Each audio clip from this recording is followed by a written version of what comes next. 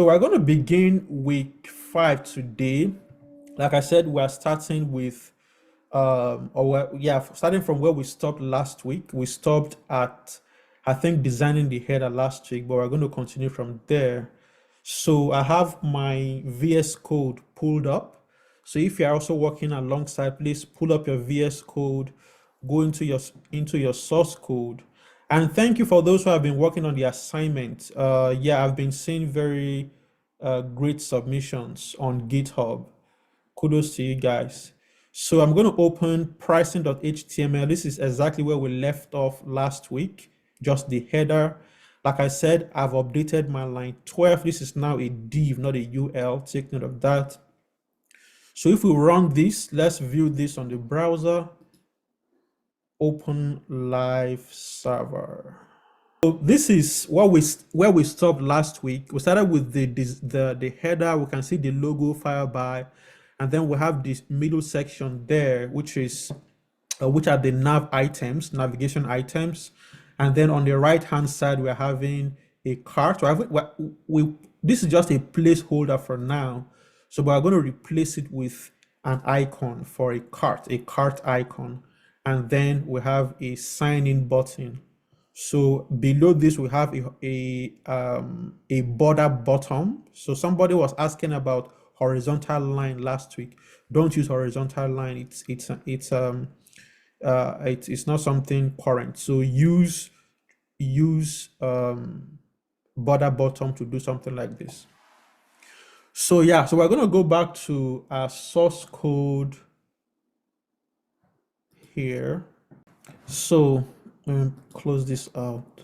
So we have the about, products, solutions, support, resources, store, which was what we had last week. So, and then we have the final, let me try to show mockup so we know what we're working with. So let me also preview this on live server. All right, so this is, let me pull this out into a separate window. So this is the final product, right? While this is our current development. And then I have my source code, my markup here. So from where we stopped last week, we made this an li tag. It's going nowhere. We put a hash here. So I think we're trying to design the button. Yeah, so we're trying to design this right-hand button. So let's open our CSS style. So let me try to pull this to the side. Will this help my screen? It's not too small. Let me see. All right. So again, this is the reset, CSS reset, to reset the default settings on margin, padding, border for all the HTML elements. And then we're having border box for our box sizing. And we talked about this a few weeks ago. For your borders and paddings to be factored into your dimensions or sizes, this helps you to do that. So we're designing the button last week. So we gave it a border of 1 pixel, solid and black color, and then we give it a margin of 0.5 rem, 0, then border radius. So that's that for the button. I remember we're designing the button. So let's make the button, let's update this button, let's make it, let's give it a display of inline block.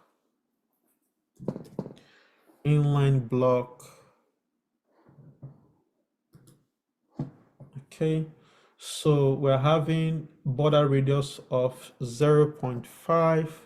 Then how about the sign in button?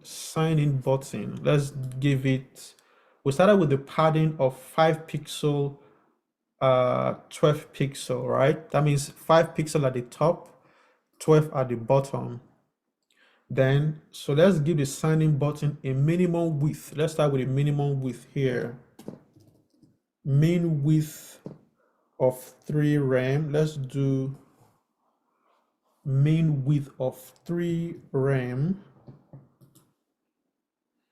So 3 rem, and then font weight. Remember, we are comparing, look at the markup. The weight, the font weight here, you can see is different from the font weight here. In fact, we should also talk about the font.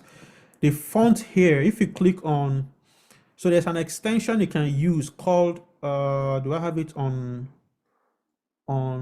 yeah, what font? So I have it here on Mozilla.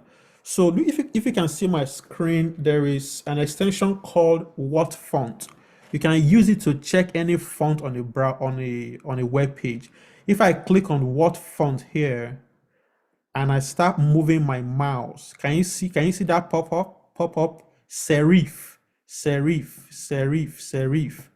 on an image? I guess you can also pick it serif. So now this serif, because we've not applied any font to our markup, that means this is the browser default, right? So that means if you don't use any font at all, the browser automatically assigns a font to all your text elements. So this is serif. But compare this with our markup, right? Look at how beautiful and different the text looks like, right? So fonts are a way to also introduce to aesthetics. So to make your site beautiful, you can go to a site, the same site, but using different fonts. You'll be turned off, right? You'll be like, what is this? But if you give it a very meaningful, beautiful font, it goes a long way to um, relay your brand to your customers. And again, fonts actually have meaning as well. If you're talking about Gothic fonts or fonts from the medieval period, fonts about that relate with letter writing, fonts about different things, right? So the theme of your website should inform the kind of fonts you use, right? So take note of that. So now let's use the same extension here. What font? Now look at, if I start hovering, you can see Montserrat. In fact, you can even click on it. Montserrat. You can click on it. It tells you the weight. This is 400. Let's go to this one. You can see weight is what? 600. Your font weight. Remember, the boldness of your font is represented as weight in CSS, font weight. So the default weight, which is the regular weight, is 400, right? So the browser automatically gives it a font weight of 400 because that is the regular font weight. Then look at, again, it also tells you the font size, 16 pixel. I don't think, let me go back to our source code. Did we apply its font size? I think we did for the header. Where is it again? Header. If not, that means it's using the default font size. I can't see any font size here. So yeah, so all that is typography. Typography, your fonts, the weight, is it italics, is it bold, and all that. So that's typography. So you can also install that extension some other time to pick fonts. If you go to any website, and let's go to Zoom. Let's go to zoom.com. So you can use, if you see a font that you like, look at Zoom, for example. If I do click on that extension, what font, and I start moving my mouse, the name is Almaden Sans. See, this one here is international. This one here is Almaden Sans. So if you like what you see, you can copy it. You can go ahead. You cannot check because some fonts are paid. Not all fonts are free, right? So if it is a free font that is available on the internet, yes, you can go ahead and also use that font if you like it. So international is Almaden Sans. All the menu items have Almaden Sans as their font. If you look at, this is font weight 500, font family, we'll talk about that. Font size is 16, line height is 52 pixel, and so on and so forth. So you can use that extension to to check fonts like that. So let's go back to what we're doing. So the default font here is serif. So yeah, that's that. Let's go back to our source code. So we can talk about font now. So let's apply font. So the font we used in this project is Font Awesome. There is, well, that's icon. So that's, we use Font Awesome icons, but we also use Google Fonts. So let's go back to font again. So Google hosts free fonts that I can use. If you go to fonts.google.com, so fonts.google.com takes you to this landing page, fonts.google.com. On the left-hand side, you can see fonts, you can see Noto, you can see icons. So Google also has its own set of icons and they are free. So if you are looking for icons, and in fact, so many platforms are online where you can get free icons from. Google is just one of them. So and all that. But let's go to fonts. Remember, our markup has a Montserrat. Let me close all this. Montserrat font, right? So I can exit what font. So this is Montserrat. How do you get it? So go to Google Font, fonts.google.com, search for that Montserrat, right? Hope you are following. So Montserrat, this is the font. It gives you the styles. You can even put your own text here. Welcome to Unlimited Code Bootcamp. Just to give an idea, this is size 48. You can increase, this is size 80 something. This is the weight. This is thin 100. Thin 100 italic. This is extra light 200, and so on and so forth. Look at regular 400 italic. This is the regular, which is the 400 that the browser gives to your text if you don't use any typography at all. Then or if you don't specify, rather, then this is medium, is 500, 600, until you get to 900. You can see very bold. 900, very bold. You can check the type tester as well. For example, italic, you can change the weight, just like I showed you the other time. Very bold is 900. You can test out your font at this point. Yeah, thank you very much. Thanks for posting the YouTube link.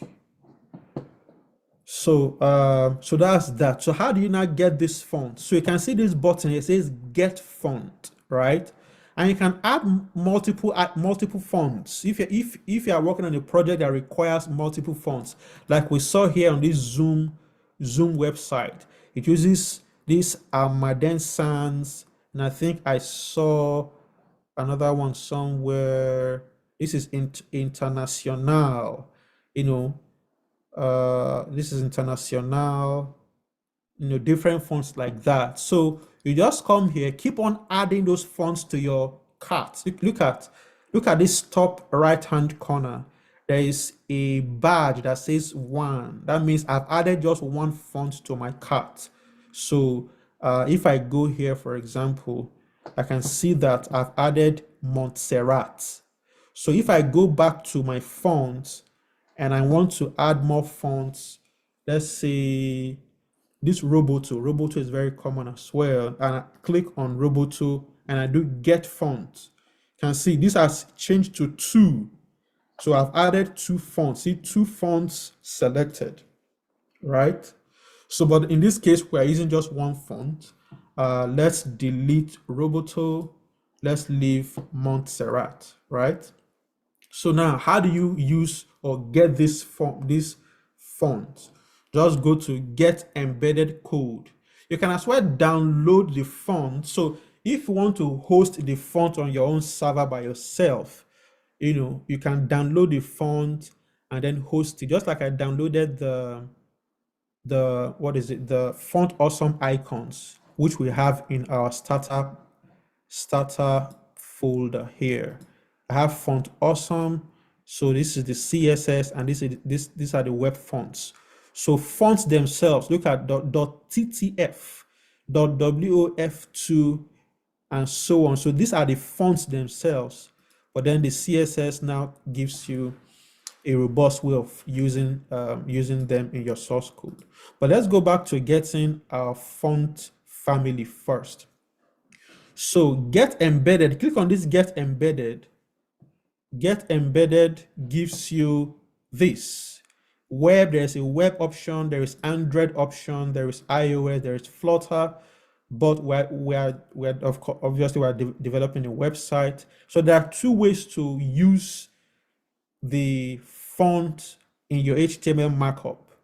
You can either put it in the link, remember using the link tag to reference any resources. Remember, we use the link tag to reference CSS and other things. You can also use that same link tag to reference any other resources as well, because remember, it has an attribute called href, which is hypertext reference. So you use the link tag to link any resources. So that's one option. Another option is to use this at import, but doing so, you must declare the style tag. So you use the at import inside your style tag for it to reflect, for the font family to reflect in your HTML markup. So, but I'm going to select this, just copy this here, copy all this, come back to your source code, go into your head tag. Remember, it must be, you are using the link. Anytime you use the link tag to reference an external resource, you must do it inside your head tag. So I can name this, let's just call this, no, so let's call this Google font. Hope you can still see my screen. And then I'm pasting this. Let me remove this so you can see clearly. So there are three links here. Three, actually. This is ours. Last week I said your custom CSS should be the last line under your head. Should be the last line, because CSS is cascading. So if you have styles or different style CSS documents with similar rules or similar rules, yes, they will interfere. So the browser will pick the last one inside your head tag. So that's why it's advisable to always put your own custom CSS as the last reference at the bottom here. Then all other ones can come to the top. So this is what we copied from Google, right? The first one is pre-connect, href. Now this is all of them are very, very important. So that's why the source code is there. Just copy it, paste it in your markup, so you don't have to host the font yourself. So that means the font is hosted on Google, and of course we trust Google 99.9% of the time that it is going to be live, it's going to be available.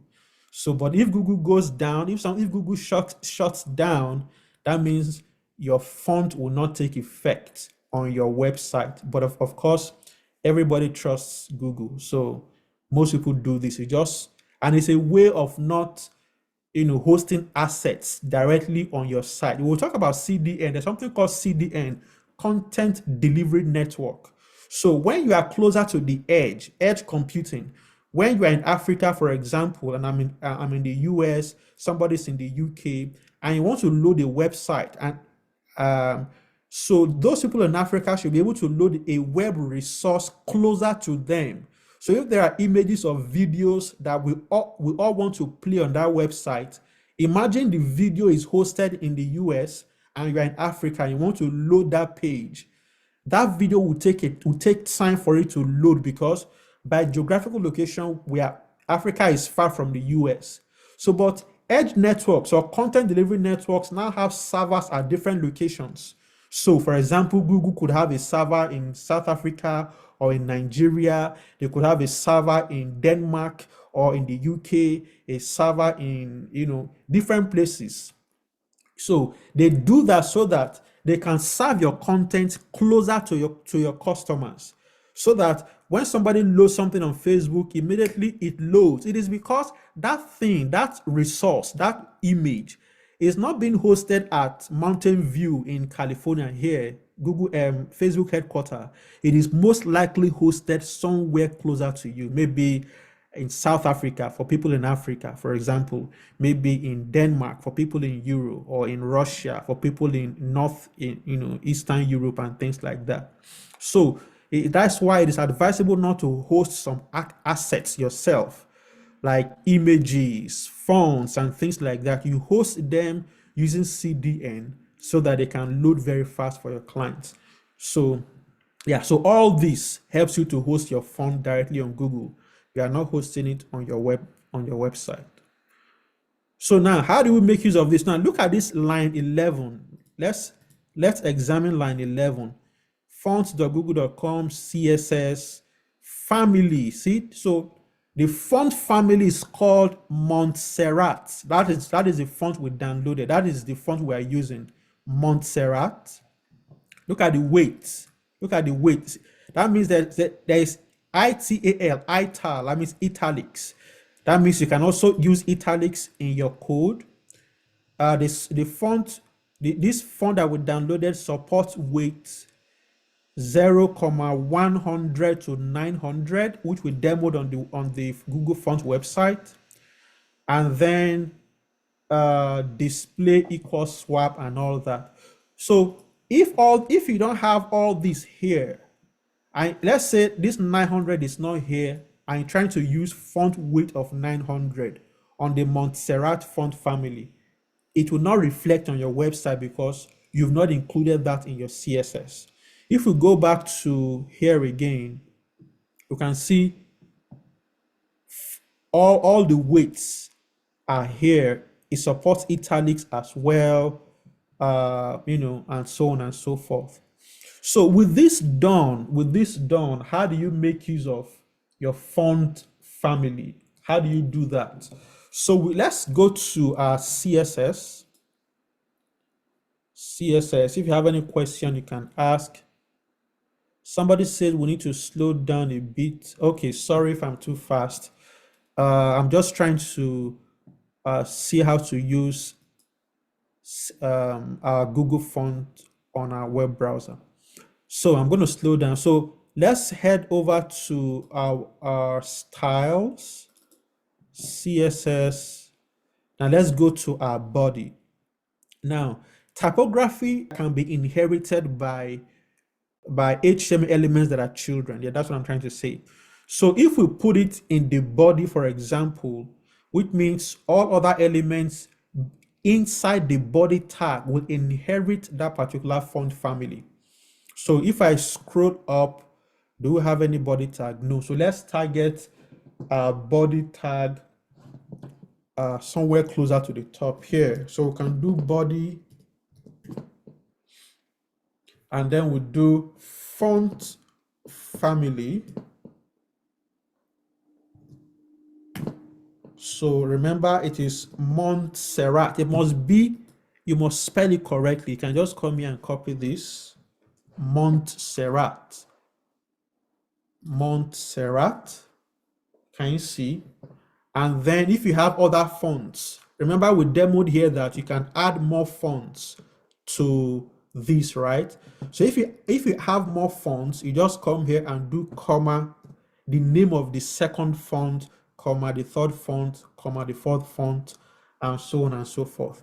But again, so this is Montserrat, but let's give it a fallback font. It is always good to apply a fallback. For example, we saw serif the other time. There's another one called sans serif, then serif as well.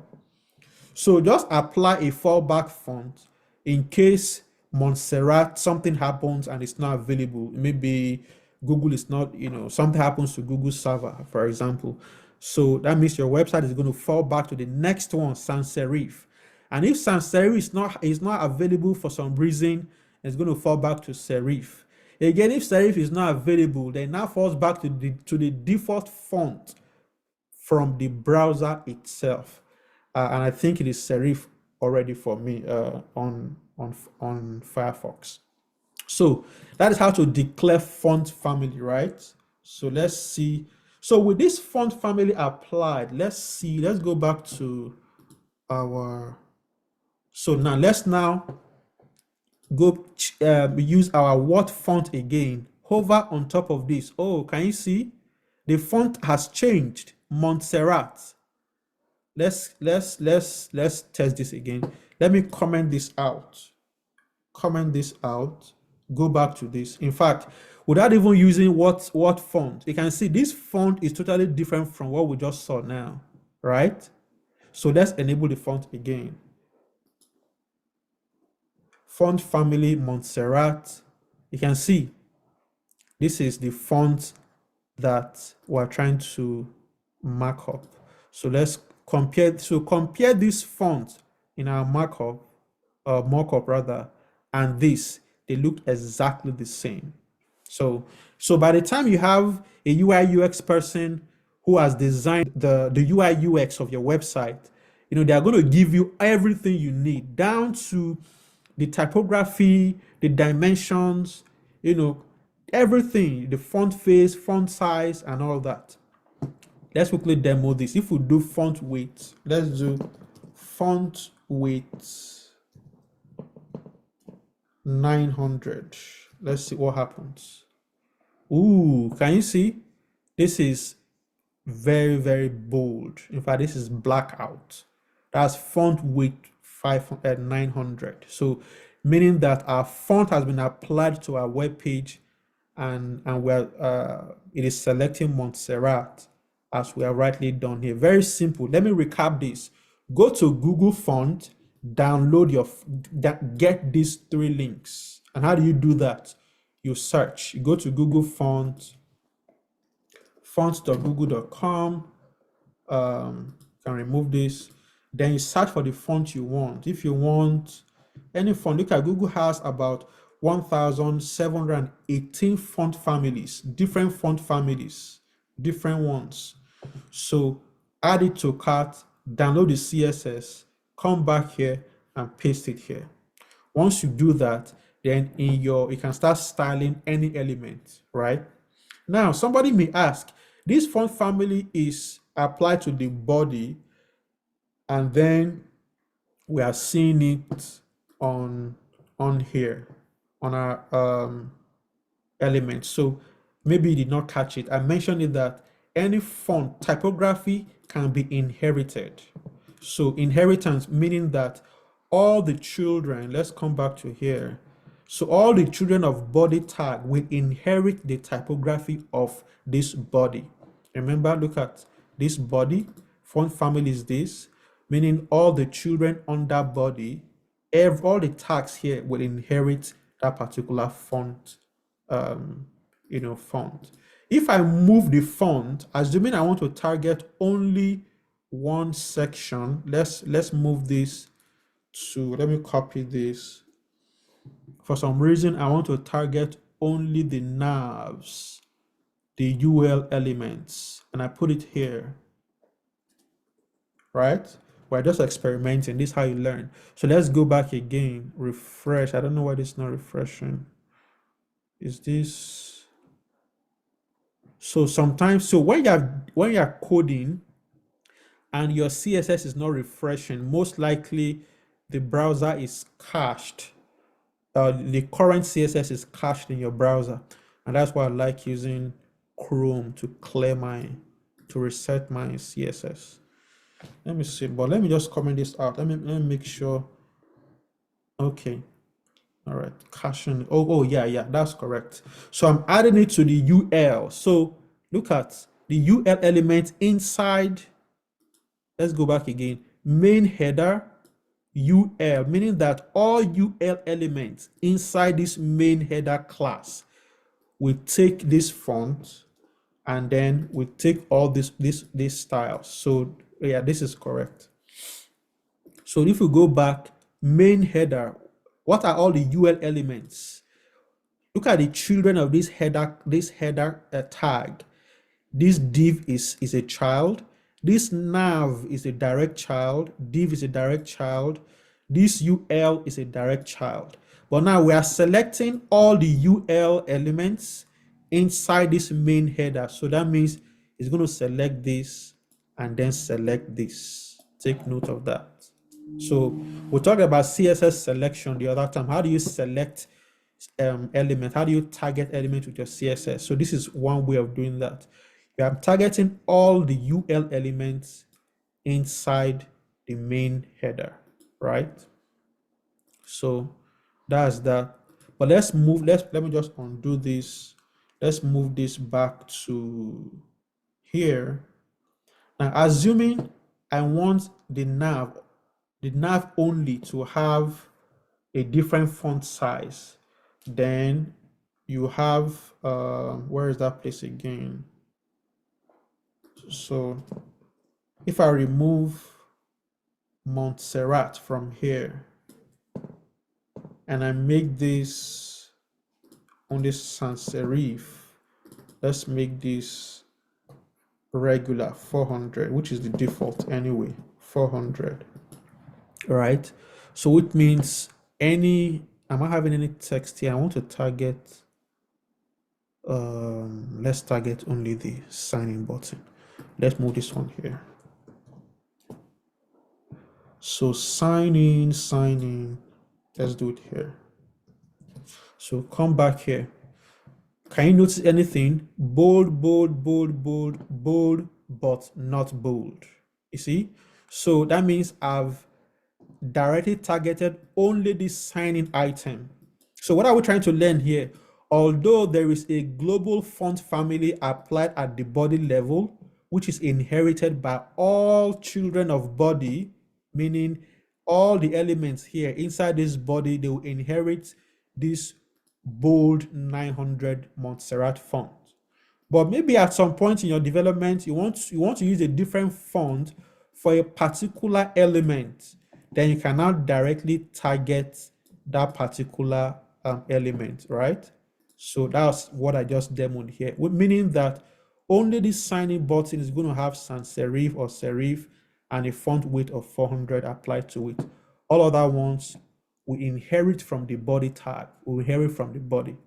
But this one is not inheriting because it is overwriting what is in, it's inheriting it, but we're overwriting it, all right? So it has been overwritten.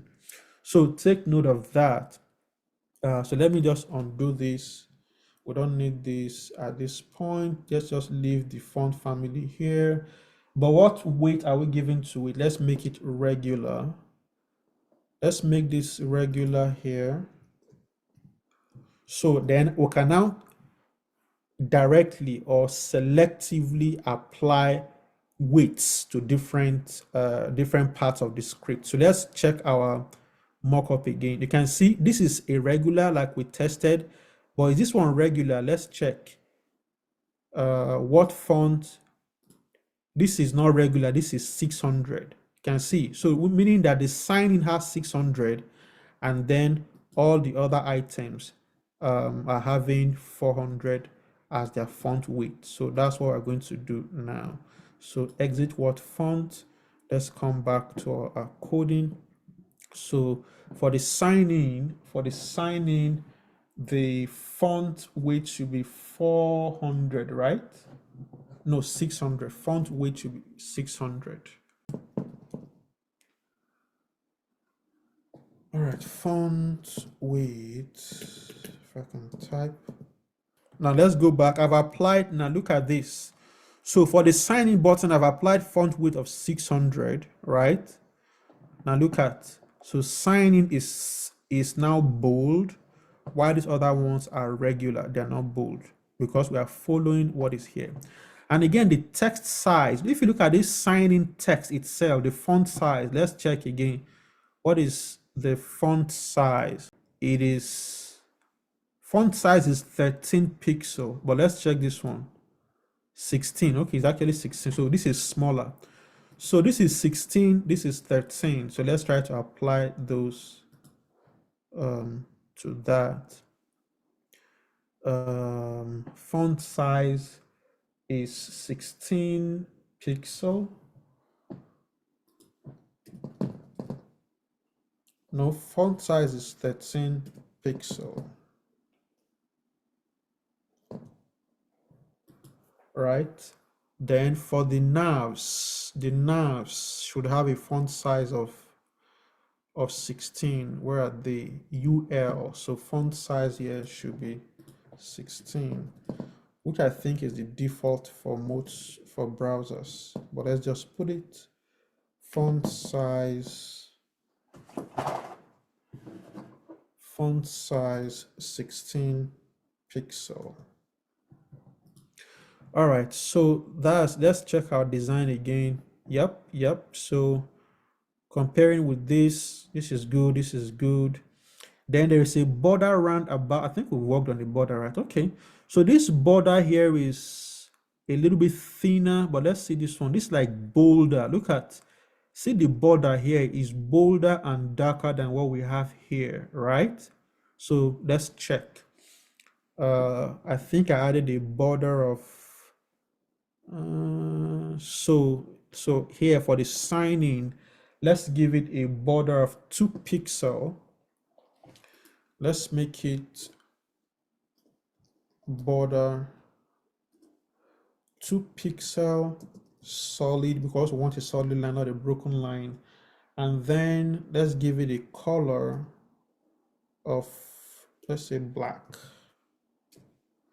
So let's check our design. So can you see it's a little bit is bolder and blacker. Let's compare with this. So you can see gradually we are having what is here. So what if the font weight is not having a unit? No, you don't. The font weight doesn't need unit. Look at font weight 600, no units. Like you won't do 600 pixel, you won't do EM or REM or anything. It's just 600. You don't do units to font weight. So we're having this.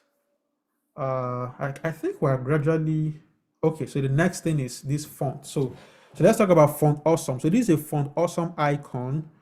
Let me see Font Awesome cart. So let's talk about Font Awesome now.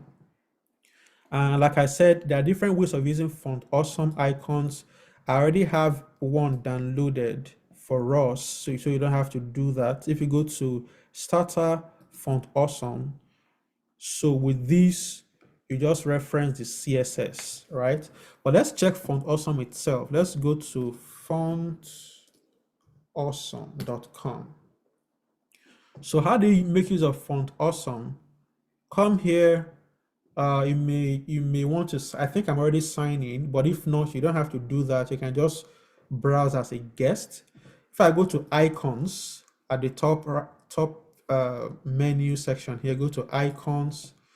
Look for let's say anything. Just type. So search. So this is. I searched for user, right? I'm trying to look for a user icon. So now again, Font Awesome has free icons. Some are pro, meaning you have to pay for them and all that. So, but of course, there are free ones. If I click on this reset here, reset, it's going to list all the free icons. Or if I just click on free, right here, they have over 2,000 icons that are free. House, magnifying glass, user, image, Instagram, and all that. So it categorizes them into solid versus regular. So solid meaning everything is solid, not no line. They are not no lines, right? If I do regular, so these ones have no, let me uncheck this. So only regular is selected. You can see they are not, so they have lines around them. If you do solid means that it is filled. So it is filled. You can see, look at this user. It's darker, it's filled. But the regular ones are just drawings, lines and all that. So now, assuming you want to use something like this in your website and you click on it, Font Awesome will launch this. Can you see? Now, you can test different types, you know, and so on and so forth. Now, observe what is changing here. In fact, each of them has FA user and then FA solid, meaning that it is the solid type, not the regular type. FA solid means that it is the solid type, not the regular type, space FA user. So once you copy this is what you use in your source code. But before then, you need to now again, let me click. There are different ways of using it. I can click on this button, start using this icon. Go here.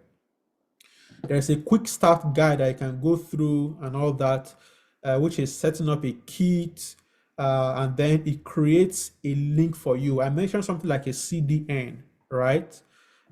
It creates a link for you, and then you are able to, embed that link in your web browser and you start using the font without even downloading the fonts, the web fonts themselves. So that's one way of doing that. And then you can also download, if I can get where it is, you can also download the font just like I did here. Put it somewhere in your source in your folder. So when you download the Font Awesome package, it's going to come with the CSS and then the web fonts themselves, right? So yeah, so you have this and then the CSS. So brands, Font Awesome, and solid. Brands meaning that it contains all brand icons like Windows, Microsoft, all the major brands are there. If you go here again, if you filter by let me see. So by this side, you can filter by categories, buildings. Maybe I can't get it here. Or is it at the top? Brands. Yeah, look at brands here. So brands. It's not coming up. Okay, is it? Let me reset this. Reset. So brands. Yeah. So Facebook, Twitter, Instagram, all the major brands. Discord is also here, YouTube, WordPress. If you need any of these icons, you can get them free of charge on a Font Awesome. So now, how do we now make use of what I already downloaded? So again, you must have your web fonts themselves, because what this one means is that we are hosting the fonts ourselves. We are not using a CDN like we did for the Google font. If you want to use a CDN, then that is when you create the option I just showed to you here. Let's say I clicked on this, start using this icon. You go through these steps, set up a Font Awesome in your project. So you set up a kit. They will ask you to fill a form, give your kit a go. You submit. Oh, okay, since I'm logged in already. So I've done that already. It generates a code for you, which is this code. And then you can start making use of if I click on this. So this is, it generates this JavaScript file. Just embed this JavaScript file inside your code. Let me even copy this and paste it here. We're going to demo the two, but let's demo this one first. Because I already created a kit, I can just come here, come to and paste.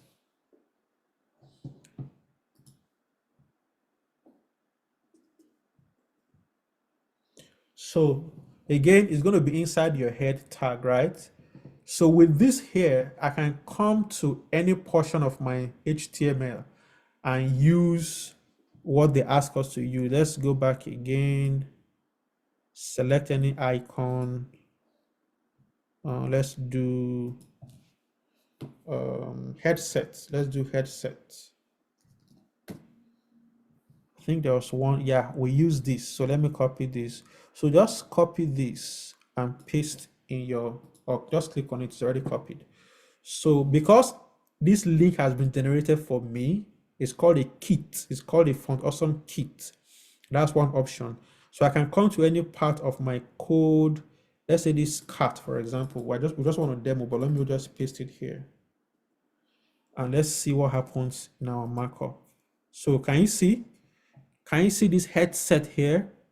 Then because it is a font, remember font, they are called icon fonts. So anything you can do to a font, you can do to this icon. I can change the size, I can change the color and things like that. Let's do that. Let's say I want to change the size of this icon. I want to increase, let me give it, I'm just demoing this inline here. Let's say font size 32. Let's see if it changes. So can you see is increasing. So they are icon fonts, or they are icon fonts. So you can change their sizes as well. So that's just a demo. So now let's go back. So let's copy. So that's one way of using font awesome. You create a kit. Yeah, somebody's asking, how do I add the kit? I'm lost.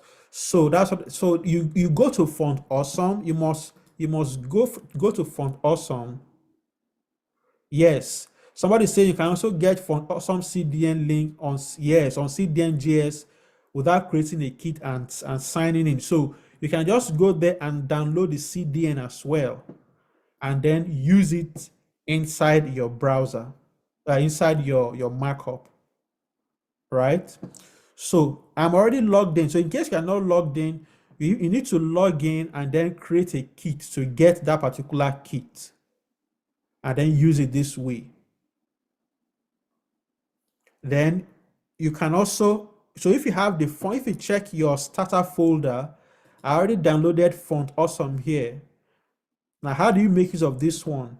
You must reference all the CSS and then just continue using Font Awesome. So assuming you want to make use of the ones I have locally, I can comment out this. So I can comment out this and then link my Font Awesome, let's say somewhere at the top here. Let me just, let me just copy the source code here so you don't have to waste time typing. Just the way we got for that YouTube. Now look at, so this is it. So remember the folder structure. Inside the starter folder, we must make sure we are in the right folder. So starter, look at, we are outside the starter folder. So this is pricing.html. We must start from the starter folder. Starter, and then Font Awesome.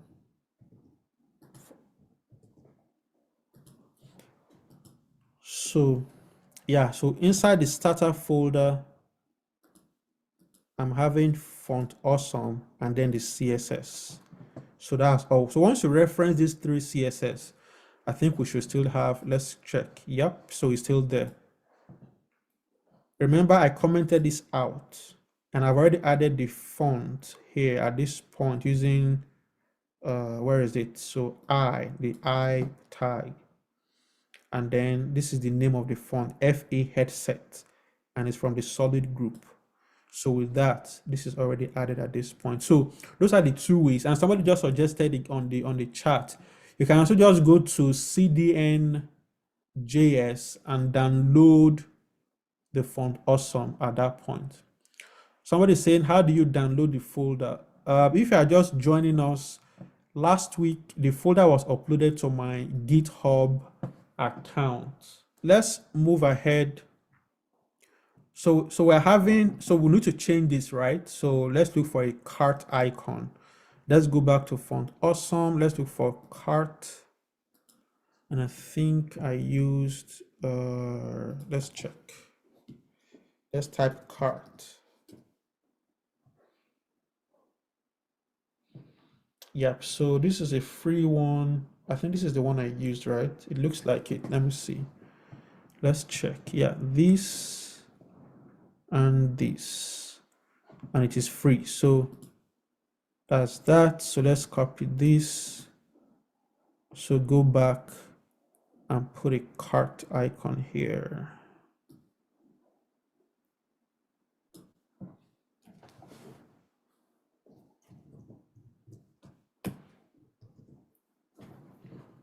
So let's go back to our code. Yep, so we're having the cart, and I think the size should be, let me see, let me check what I use for the size. Font size is 22 pixels. So I think I updated, let me just update right button. So let's go to our styles. Our styles, 1 minute, please.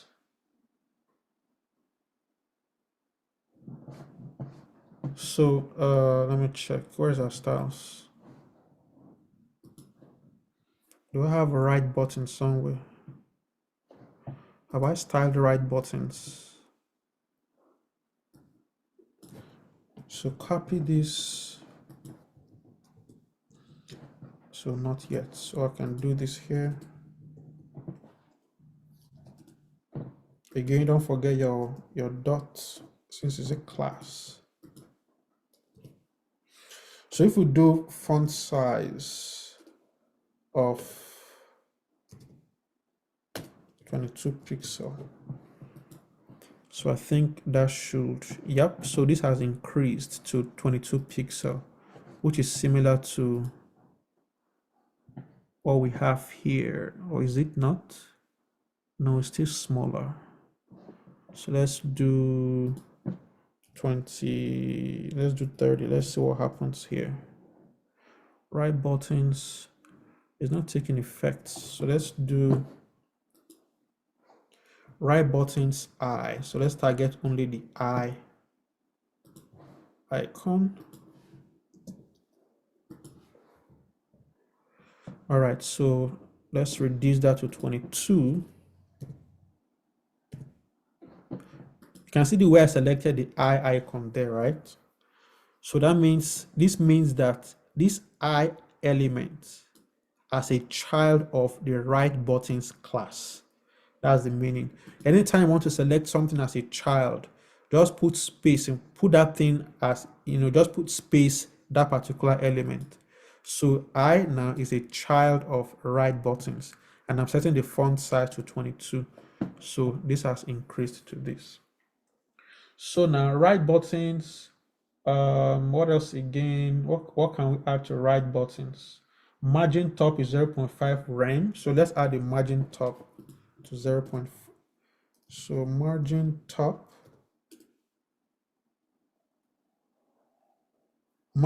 is 0.5, or you can just do 0.5, whichever one. That's that. So margin top is 0.5. Margin right is 1.5. So we want to give it margin to the right. Margin right 1.5 rem, and then the font size already 22. So you can see we're shifting this a little bit, but now it's coming down. It's not well aligned. So I guess we've not aligned even this button itself. So we're going to work on that. So yeah, so right buttons I has been set at that point. Again, right buttons should have a display by itself. So a display of flex. Yeah, I think I remember why I used inline block now. So align, remember at this point, so they are not aligned, right? So remember we talked about flex last week. Once you make a container flex, then that particular element becomes a flex container. Oh, sorry, if you make it flex rather, a display of flex, then this whole container becomes a flex container.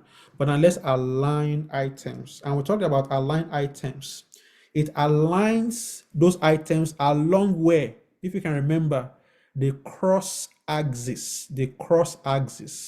So last week we talked about cross axis, right? because this flex item here, this flex container by default is a row flex container, then the cross axis will be vertical. But if it's a colon flex container, then the cross axis will now be horizontal.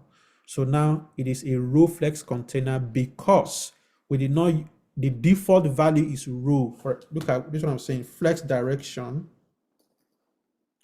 So flex direction row, you don't need to even do this if that's what you want to, if that's what you need, right? It is because that is already the default. Whether you do flex direction row or you omit that one, it's still going to put it, horizontally, right? So now let's align items center. Let's see. Will it center line? Yep, you can see this button, this icon and this button are now center aligned. So which is what we're having here. But let us see all these elements together. Are they center aligned? Are they on the same line? I'm thinking this is still, is it? Yeah, I think it's on the middle. I think it's in the middle. Let's see. That's the header, main header wrapper. Okay, yes, so align center. Cool. So that is done. I think we are good with the header. The header is okay. So let's now move on to the next session. So we're having get FireBuy today, get FireBuy for your team. So let's copy this text from here.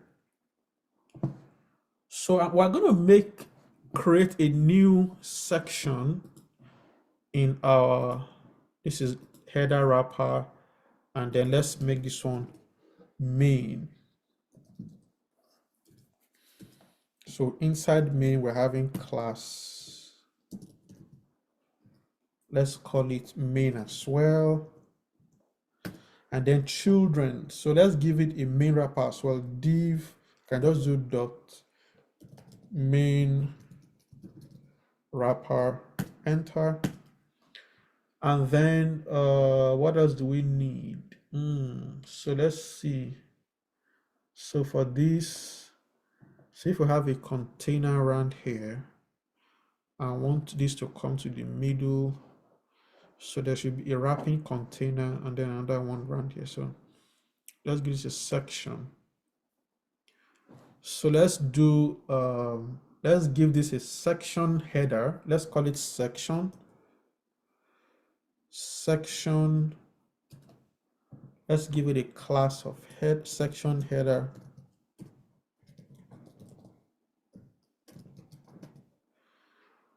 All right, pricing form header. Let's name this one. So as a child of this, I'm having div dot pricing form header, and then let's do h2 and then get FireBuy today. So let's see, get FireBuy today. But why is this bold? Is anything going on? Okay, yeah, it's h2. So somebody is asking, can div be used in place of section? Yes, you can use div for in place of section as well. Div has no meaning. If you check the definition, it says div element has no special meaning at all. It's just used to divide to section. It can be, it's mainly used as a container. From experience, that's what I see. Mostly that's what people use div for. Use it as a container for anything. So now h2, this is get FireBuy. The next text is get FireBuy for your team. Let's copy this. So that is directly, let's make that a paragraph tag inside the header, inside the pricing form header. So paragraph tag, let's call it sub text. So paste. So we're gradually building that. Get FireBuy today, get FireBuy for your team, view all possibilities.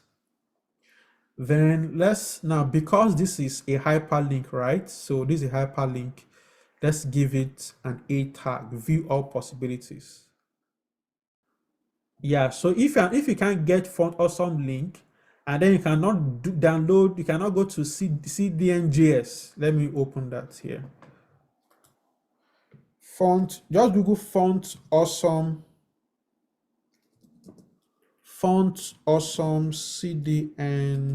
CDNJS. See, it's already hosted here, free. You can even download the minimized version if it's only the brands. If you want just the brands, for example, in our markup we use, this is Apple and Windows or Microsoft, whatever it is.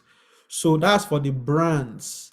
They have font awesome. I guess this should be for all the other fonts. So if you are not sure of anything, just download the all.main.css, put it in that same place, the way I demoed that of the kit. You'll be able to use the font awesome. So let's move on now back to our markup. So I wanted to add the A tag here because this is a link, right? So the A tag should be added around this particular text. So I can do Option W, add A. Since it goes nowhere, I can just put a hash here. So go back, you can see it's linked already. And then what else again can we do? What's the next thing? So yeah, so that's the header, right? So this is the header. Look at this, like in this main part of this, I'm naming this as the header. Then it's like, this is a card, right? Inside each of these cards will now have individual elements, and then this is the bottom section of the markup. So we're having this. So let's go back again. So let's design the body part. So I'm calling this the body, right? So removing the underline from the link. Which link? This one? Oh yeah. So if you want to remove underline, I think we did it last week. That's why. Okay, so it's still here. So if you want to remove underline, I think we did it last week, right? For text decoration none. Look at, for A tag, text decoration none. Yeah. So do text decoration none. You should remove. Now it is not being removed here because who can tell me the reason why this is happening? Main header A. Let me see. Are we inside main header A?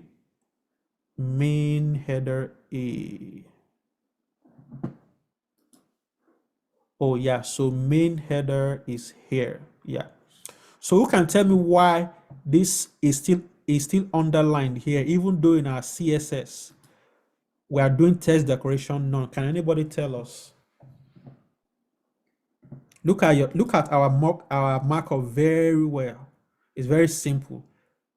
Look at our markup very well. Main header A, but we're saying, okay, remove text decoration to be set to none, right? But it's not setting it to none, and this underline is still there. Can somebody tell us? It's not in the same container. Yes. Remember we talked about selecting. So this means that these rules will be applied to all the anchor elements inside this particular CSS class. But let's now check. Look at main header. Where are all the A elements, all the anchor elements here? Where oh, these ones. This is anchor inside this class. Don't be confused. These are all the A tags here, although they are not direct children, but they are still children. We can just call them as children. So they are children to this main header. If I collapse this, look at line 26 has been collapsed. So all those elements inside this line 26 to line 44, they are all children of the main header. So what this CSS selector is doing is that it's selecting only the A elements or A tags inside that class. Meanwhile, this A tag here, you can see, is not inside this class. So it's not going to apply that CSS rule. Hope you're getting the gist now. So for us to target this A tag, then we must select it. We must work out a way of selecting it from our CSS. Yes, from our style sheet, right? So there are different ways I can say, okay, this is actually in the header section. I can use this class to pick it, or I can do section header to pick it. But what if I have other things inside this section header, right? So you experiment, you start testing, start trying. So assuming I want to target this A tag now, I can do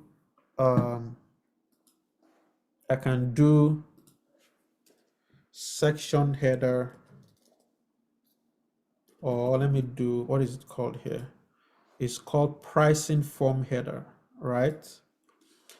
Pricing form header. When I finish this, I'm still going to do pricing form header, then all the A tags here, then apply text decoration none. So let's see what happens. Oh, you can see the underline is gone, right? Hope you are getting how selectors work now. So now, last week we talked about not repeating ourselves. Pricing form header A, text decoration is none. The same thing is already here at where is it? Main header A. Where is it? Where is it? Yep. So line 39, or let's say line 40, 39 to 40, and then line 71 to. So it's like we've already repeated this. Why do we need to? Then you can now refactor your code. You go back to your source code, you try to clean it up. Instead of repeating all this at every point in my code, why not just do it globally? Since I don't want all my A tags to be underlined, right? I can just simply do this. All my A tags, at least that's what we want. Let's check the markup. Let's go back to the markup. So if that's what the markup is doing, all my A tags should not have underlined, then I can just make it a global, select that particular A tag itself. Let's put it somewhere here. Let's say after the body, and put it here. So it means I can undo or hide this. Now color is different. Color, they may have colors at different colors at different points. So we can leave color for now. Then I can hide this as well. So let's see, do we have the same effect? Yes, it's the same effect here as well as under the navs. Look at, so which means at just one point, I can edit this rule instead of trying to edit it at two different points. See? So if I comment out this, let's see what happens to all our A tags. Oh, can you see? Underlined, underlined, underlined, everywhere we have A tags. Hope we are following. So at just one point, I can edit this rule, instead of trying to do it at several places, right? So yeah, that is done. Now, why I'm not giving it a color is that it's different. Look at this color, a color of black, this is a color of blue, right? So we can't make the color global to all the A tags because at different points they have different colors. So that's why this one is still here. I'm targeting this one. The A tag in the main header has a black color. For example, if I remove this color, let's see what happens. It's going to go back to the default color of blue, for all anchor elements. This is the default blue color that comes with it if you don't apply a color. But the markup says we have to use a black color for it. So then let's make it a black color. So if you go back, yeah, so only this one has, only these elements have black color, while this one has the default blue color. So that's that. Let's see what else can we do. Let's go back to our mockup again. How about the typography? This is the bigger font. Let's see again. Let's check what font. This is Montserrat 700. Font size is 48 pixel. Line height is 58 pixel.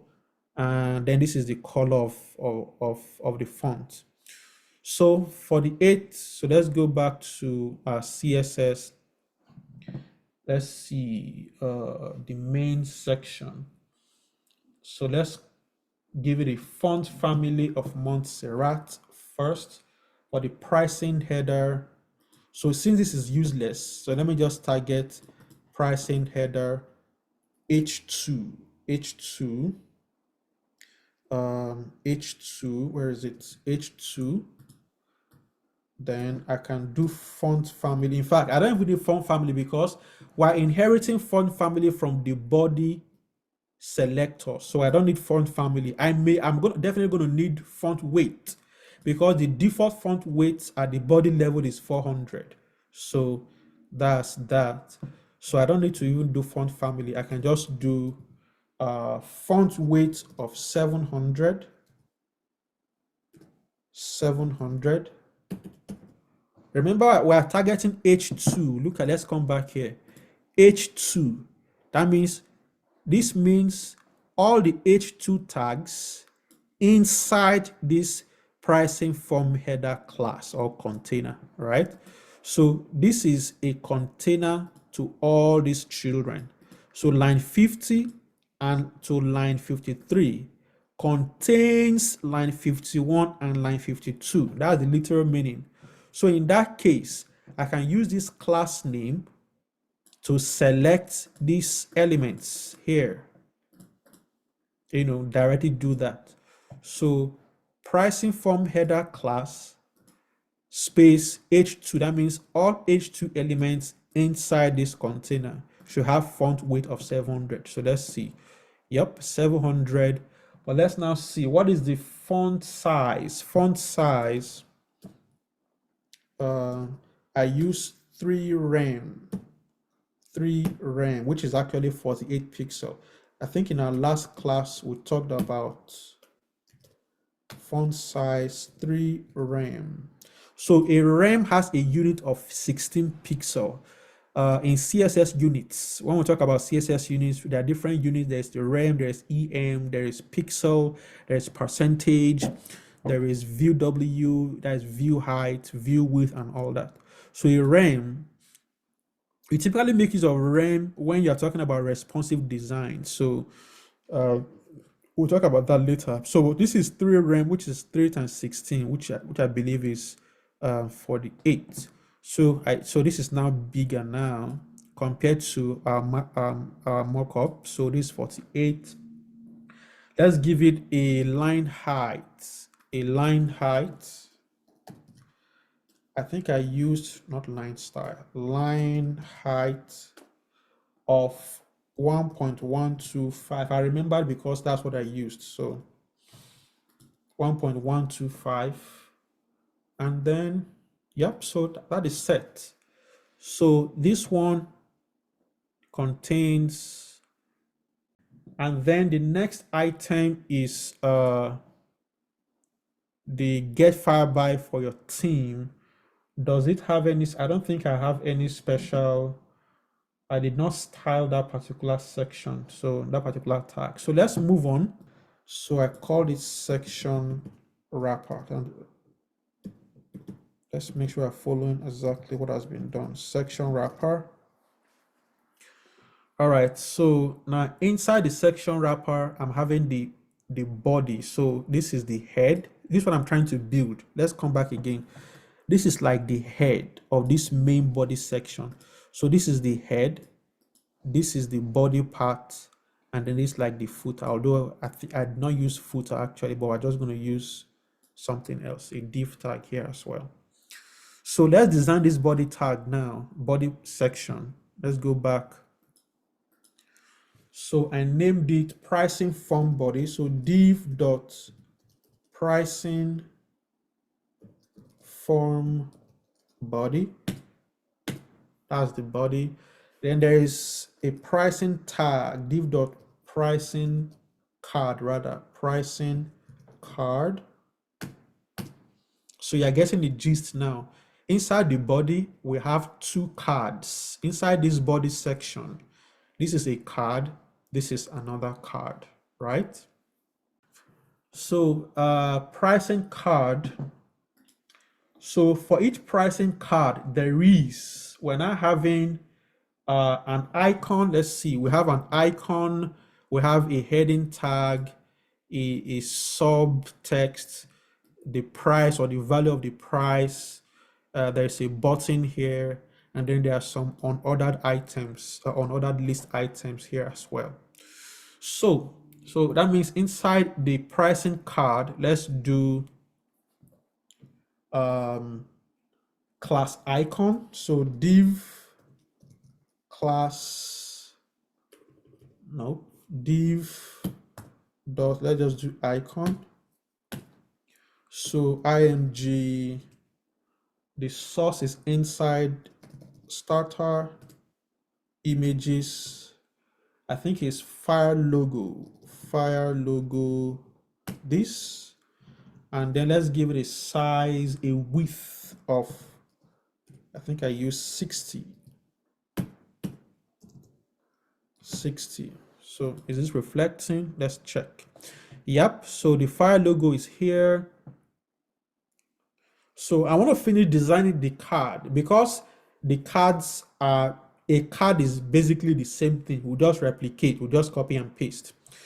So so that's the card, the width, and then the alt. Don't forget your alternative text for those who are using screen readers. Let's call it FireBuy icon. Let's say FireBuy logo or something. Let's just say logo. FireBuy logo. Then underneath this div, we're having an h2 with a class of title. Let's name it personal no, FireBuy. So FireBuy individual is the title. Hope we are following along. Gradually we are building the card. So this is the header. From here to here is the header, and then we are building the card section. So then there is a subtitle. That's a, let's give it a div tag dot subtitle, and the text is, for this one, it is personal subscription. Again, I have the content. Where is the content.txt is here. So I'm just copying directly from the final because I have it open already. So all the texts are here. If you check that starter folder, content.txt contains all the text I'm using. So take note of that. So I'm having this. So let's come back to price, to our markup, and then there is a pricing group. So div dot price group, let's call it price group, and then inside of this I have a div dot price value. I think let's just put our $45 here, and then price value, let's put this one inside a span actually. So since I have these two together, let's come back to this point. So these two, I put them in a particular container, so top to bottom. So let's just do that here. So I have a span dot price, that's the 45, and then copy and paste. That's, let's call this unit. Now the reason why I'm coding this as a real life project, you can just put all this together in a way. But the reason why you need to separate all this out, imagine you are building a back end for your application, right? So when the backend API is sending the what is it, the payload from the back end, there should be an endpoint or a value for price, a value for unit, for example, although unit is a text, so unit can just be a text at this point. Let's call it, let's do per year at this point. So what is an API? API means application programming interface. So you can develop APIs to power the back end, or to power the front end of your application rather. So APIs exist in the back end. So with the help of endpoints, you can make reference to them, and then it sends the payload from your back end. If you have a database hosted somewhere, the API sends all that to the front end, and then it gets rendered on the front end. So API stands for Application Programming Interface. Somebody says for the price value, can we use the P tag instead of a div? Yeah, we can use a P tag, but make sure you are resetting your CSS. So you can use a P tag for that as well. Because if you don't reset your CSS, it's going to give it some border. So take note of that. Make sure you're using, you are resetting your CSS as we're doing here. So I'm having this. So personal subscription, $45 per year. Let's see, is this how this is designed? So this per year, and then this build yearly. I think I have another div after this. So div, I did not style this, so let's just put this as build yearly here. So now we are gradually having this having this card. There's a button. So let's now introduce the button. Somebody says the link in the final version is blue, but this one is not blue. Yeah, well, because I clicked on it. So yeah, we can give it a color, because this is the default color of the of hyperlinks on a browser. Once it is visited, once a hyperlink is visited, it gives it a kind of a pinkish color like that. But yeah, you can set a default color for it. So let's do that. I think we targeted it. Yeah, this when we now do a direct target, because we don't want to put it globally at this point, because the other tags should have a color of black, right? But in this case, we are targeting a different section of a tag. You can put it somewhere here.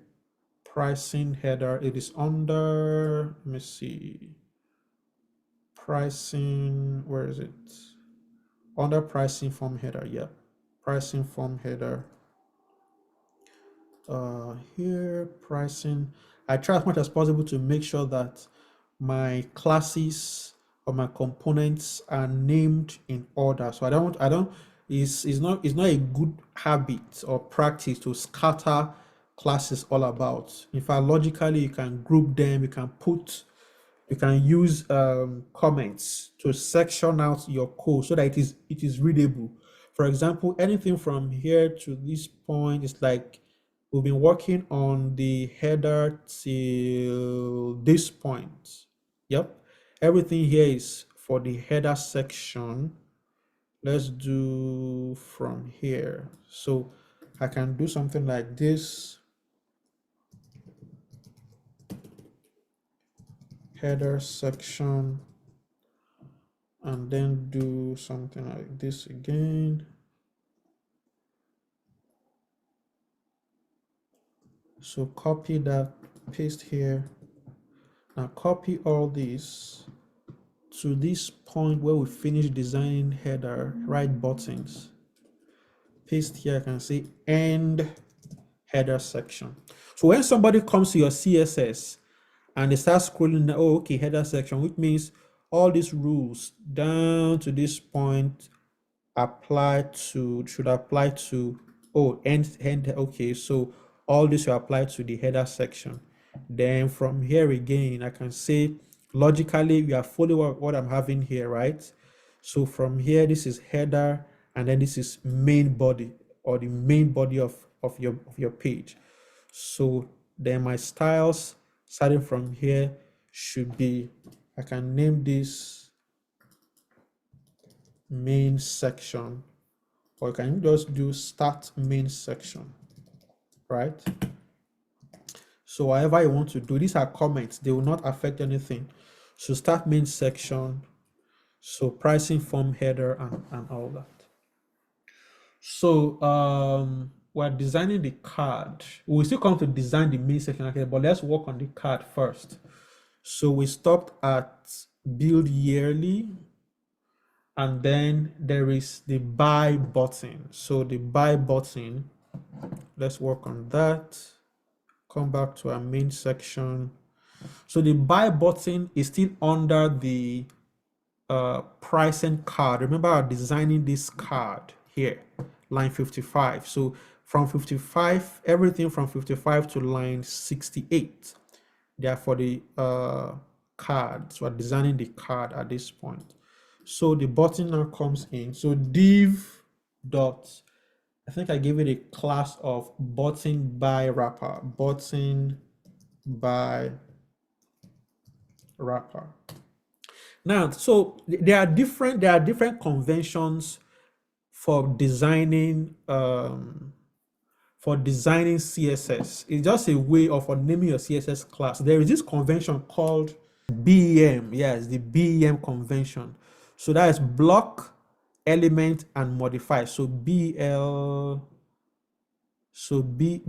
rather. So the B is block, E is element, M is modify. So it's just a convention. It's just a convention for, but we are not doing that. I just wanted to bring that to your notice. BEM CSS. So yeah, block element modifier. You can read more about it. How do you name, elements?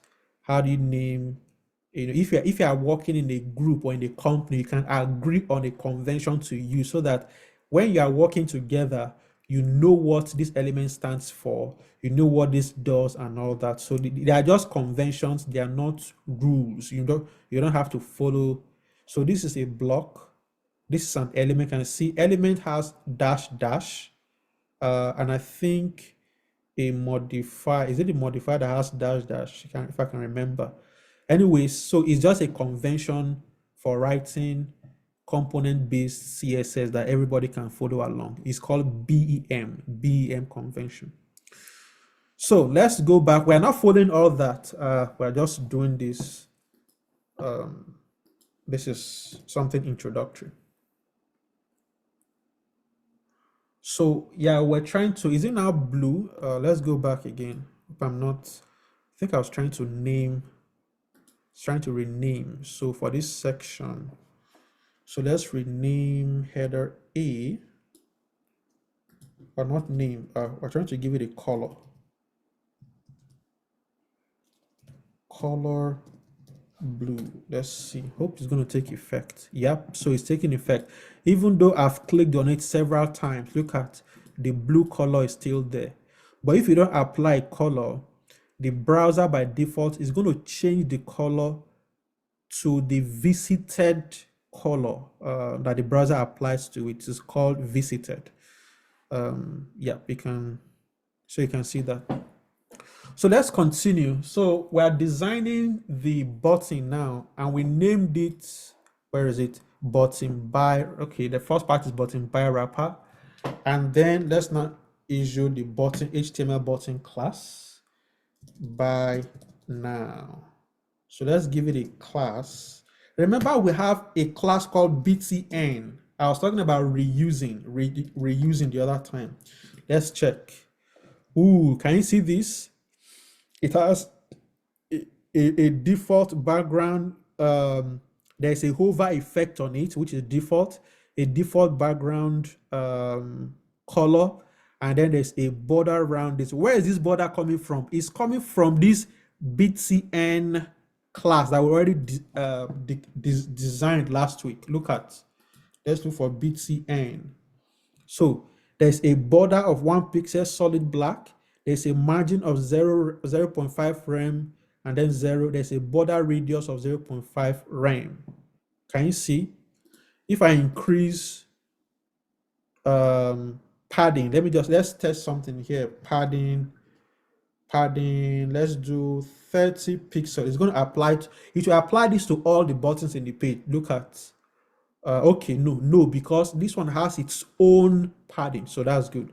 So look at the padding we just applied now, applied to this, but I don't want to do that at the global level. So I'm not doing it at this point. I should do it at the buy button. So there is a button named buy. So there is a button class called BTN. But what type of button is this? This is a buy button. There's a button named BTN. Where is that place? Let's go back to our header again. There's a button named BTN for this one, line 42. But what type of button is this? It's a sign-in button. So because they may have different properties, you now have to select them individually. For sign in, these are the properties being applied. So for a buy button, let's not give it, let's apply its own property. For a buy button, let's see what are the properties we can give to it. Before then, should we finish designing the card first? Let's finish designing the card. We'll come back to this. So let's go back to our card. If I'm too fast, you can call me back, please. Then I really want us to finish this card. It's almost time, but let's try to finish this card today. We'll just do a duplicate of it and we'll have 2 cards. So this is this. Let's go back to our mockup, and then we have these links, include, and then so that's the last thing for us to do here. So I call this pricing tag footer. Everything is still under the card. So div dot pricing card footer, and then I have an h3 tag includes, that is the text, includes, and then a ul element with 3 children, ul with 3 children. So they have different texts. Let me just copy this and paste here for the sake of time. I have it already. Of course, I'm sure you know that I've already designed this, so I'm just going through this for us to follow along. So this is no keys needed, just sign in, which is what we're having here. No keys needed, just sign in, no, not transferable, always up to date. So our card is ready. This is one card is ready. Now let's do a duplicate.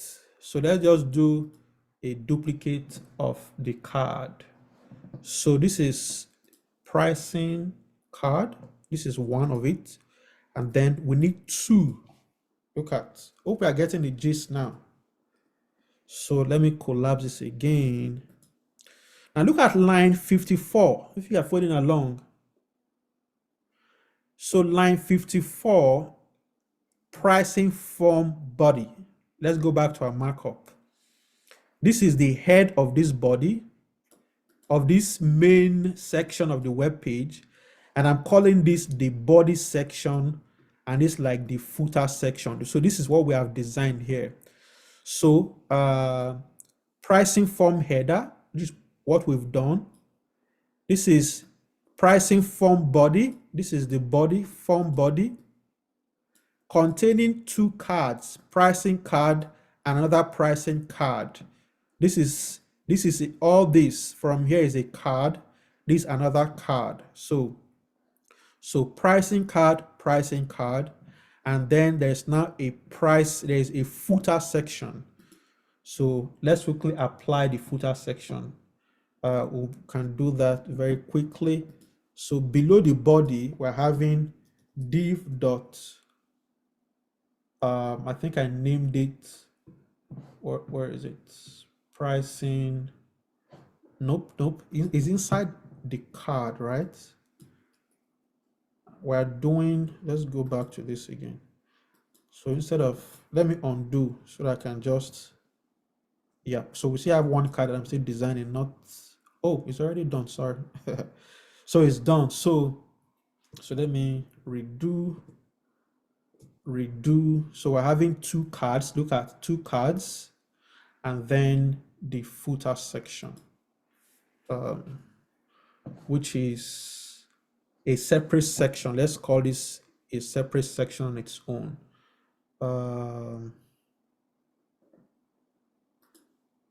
So section, let me check. Main wrapper, section header, and then section, which is the body section that contains the form element, and then another section for is the same section wrapper. So let me just do section wrapper. So hope this is correct. Yep. If not, something may go wrong. All right. Oh, somebody asked, how do we know when to use rem pixel view width percent? So now, as HTML develops, as HTML is being improved upon, different units are being introduced. In fact, when we start discussing CSS grid, you will see another unit called FR, fraction, FR for fraction. So it's a way of improving upon all these units. Now they discovered that when you use percentage, right, percentage may introduce a sort of overflow to, especially when you are using borders and paddings and all that. So, and that's why you need to reset your CSS. So they all have their uses, their individual uses. So if you have, like if you use the view width is when you have a viewport and you want to target the entire space of the viewport, whether you are shrinking the page or not. So you can use a view width for that. Pixel is the default one. Pixel doesn't change whether your viewport changes or not. If your viewport reduces in size, your pixel remains the same, right? Meanwhile, if you use rem or em, right, because they are created to change sizes when the viewport changes. So a rem may change size in a smaller screen compared to a larger screen. So these are different use cases for these CSS units. We'll still talk about this later.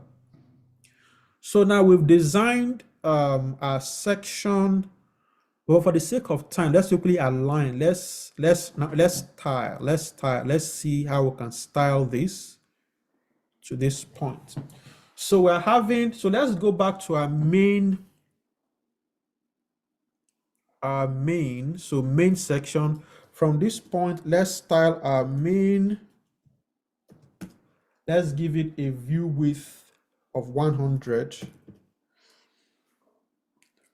Width 100 view width, and then main wrapper.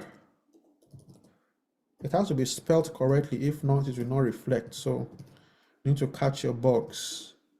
Main wrapper, let's do a width of now 75 view width, and then a margin. We talked about margin 0 auto last week. Margin 0 auto. Let's see, what are we getting? So let's check .main. Hope everything is spelled correctly. We're done with heading, so let me just close this. So main wrapper. Let me put this by the side so that, although I have a smaller screen here, let me bring this way. So yeah, somebody said wrapper, not rip. Oh, okay. So yeah, exactly. That's be spelled exactly. So main wrapper. Yeah, you can see. I just noticed something happened now. It used to be when this was just single P, because it was spelled wrong. Look at, nothing happened. Everything is still aligned to the left. Now look at, when I corrected that. So who can tell me what is happening here? The margin auto, margin zero auto is helping us to align this center container. Let's give it a background so that you can see that container. Background color. Let's give it a background color of let's do barley wood. Oh, can you see? So this Bollywood, no, not Bollywood. This main wrapper itself has a width of what? 75. But look at this main. Now let's give a main a background. Let's give it a background for us to see. Background color of, let's do black. Let's black. Now look at. So there is a background container called main with a black background. Now there's, now look at, which is this main, this one here is the container. If we collapse everything, this is the main container for our body section. Everything after the header here is the main container of this page. Everything from here down to this part, right? Now, inside of it, this main, we are making it a width of 100 view width. Which means if this web page gets to a big screen, that it will still maintain 100% of the view width, right? But now, because I want the main section, or let's say content. I want the content of my website to have padding on left and right. Literally, there should be this black. I want a space here, another space here, so that this middle section can be centered in the middle of my web page, right?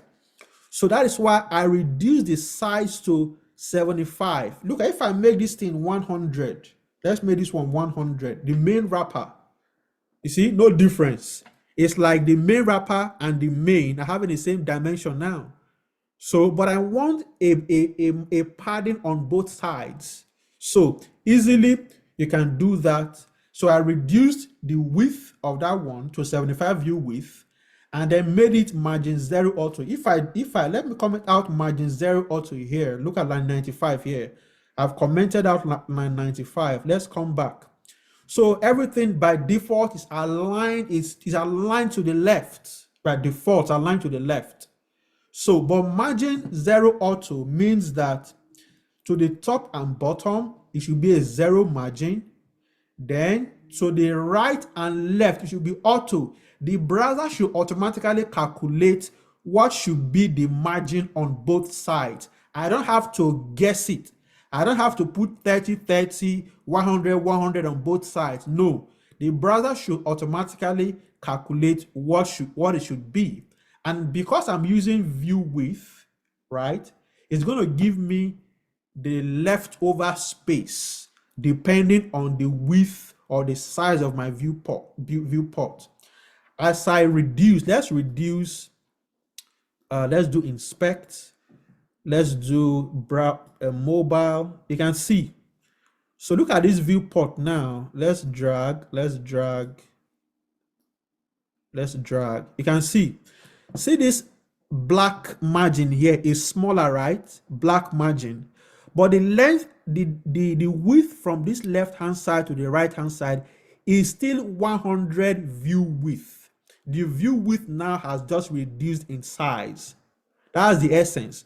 The view width is still 100, whether the page is now reduced in size or is very large and all that. So automatically, because I'm using margin zero auto, the browser should calculate what this margin should be. Because if you put a value there, then you are going to restrict, you'll be forcing a value at that point, meaning that when your browser changes in size, when your viewport changes, assuming I'm having like, let's say 30 or 5 rem here, or let's say 50 pixel here, then this place will still remain 50 pixels regardless of the screen size, but you don't want that. You want the padding to change, alongside the viewport of your browser. So that's why you just do auto. Auto automatically resizes it and gives it the leftover space on both sides. So let's go back. Let's go back. So you can see this is now larger, right?